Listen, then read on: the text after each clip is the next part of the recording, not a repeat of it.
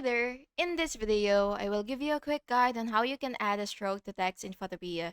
So before starting, you will have to type your text with the type tool on its own layer.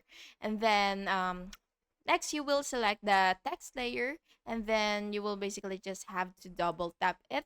And once you're on the layer style settings, you will double click the you will check stroke, which is right here, and what you will have to do is click it, and then you will open its options, and then you will choose the size, the position, whether it is inside, center, or outside, whatever you prefer.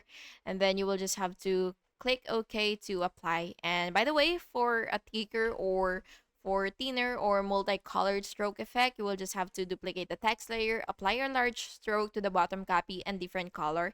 Then you will just have to reduce the opacity to add blend modes for creative looks. And yeah, that's it.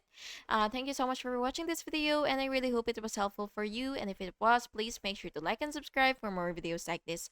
Thank you and have a good day.